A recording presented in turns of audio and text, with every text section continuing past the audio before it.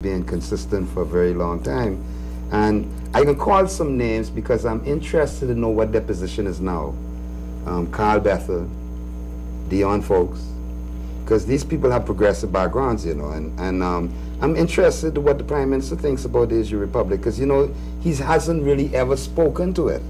Well, and I think part of the problem is they may not know that the Bahamian public really wants a republic. If they knew that, they might have been speaking out a long time ago, but I think they're in doubt that the Bahamian people really want a republic. What do you think? No, I do not think that. I do not think that. I think that they know that even it's best for the Bahamas, so that Bahamians can have something. Can you imagine a prime minister or some minister of the government taking an oath, or a judge, someone taking an oath to uplift the Constitution, to respect our Constitution, and give his allegiance to the Bahamian people? I mean, can you imagine that? Oh, man. I think that when you speak that even into the atmosphere, the Bahamian people know that you have their best interests at heart.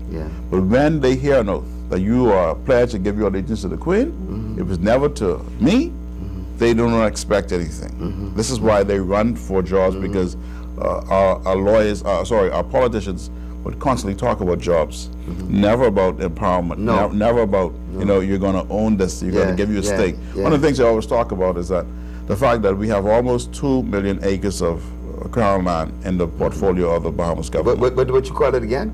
Crown land. Crown land. That's the Queen land there. The Queen land. Man, we need to end that. That's my uncle or my uncle Saif say that's the people land. I just want to say that we need to go seize that land. But it's true. It is true. But you don't see Bahamians getting real estate, land, crown land, the people's land, on the scale that international persons are getting it. But to be fair to the government, they're starting a process now. Well, they've always started that process. Yeah, but it seemed to be a little visible now. Or that's the public relations. It's public relations. Okay, well, let me say I like to give them a little benefit, you know. No, well, those are there who watch this program would know that they've applied for many years, as I have. Who feel it know it, that's true. And they know that it's not happening. You having difficulty yourself? I've applied, and I've applied historically. But you're a young man with a, you know, proven record of being good in enterprise. I mean, they don't trust you with land? Well, it's not that. I believe that you talk about the winding up, the self automation of the mental slavery. I think that may be part of the process, but there's no reason why that if a Bahamian wants land that's available in the portfolio of the government, they can't get it, and then get it within 30 days. Because it's available to them. It's available to them.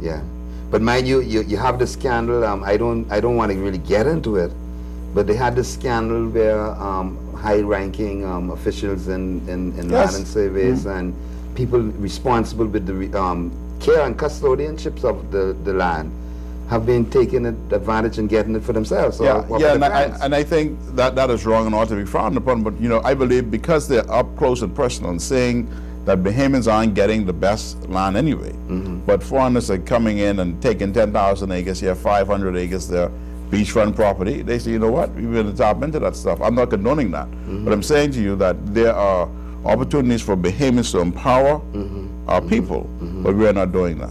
But it seems like we run out of time. You know, this is what, you're going to have to come back and because we started on one discussion and we ended up in the economy.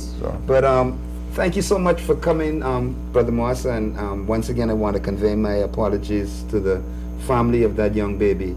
That baby now has become a symbol for us in this country. We must look at that baby and reflect. How did we go so wrong? How did we become such a people that ready to lynch innocent people in the middle of grieving? How have we descended to the mob-like mentality as a nation that we've had?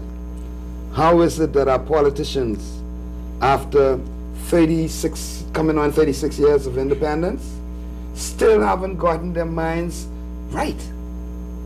Please, be with us next week, because, you know, as I always say, you have to liberate your minds, because those MPs sitting on some big heavy things, and for them to move them, to follow that mind liberation, this has to be liberated. You know, please, join us next week. We're going to have a program on Father's Day, and I'm going to try to schedule in Brother Moss, and we'll give you details when we're going to bring him back, because there's a lot we haven't touched. Trust me. We look forward to seeing you next week. A Luta Continua. The struggle continues. Until the very end. We will fight until the very end, Brother Moss. We will fight. I don't know about you. I can do it by any means necessary. If you run an election, I might decide to do that too. But if I can't win an election, I might go to the street. You know, I'm that kind of fella. I like to march. Okay. You know, I even stopped my people from marching the other day, but we can march from time to time. But you know, I wish you success in your endeavors, and I want to convey to you my solidarity. And also, before we go, those nurses out there, you have my solidarity too. Absolutely. Because who feels it knows it. And the minister needs to come and feel it with you so he could know it. All power to the people. We see you next week. Sorry.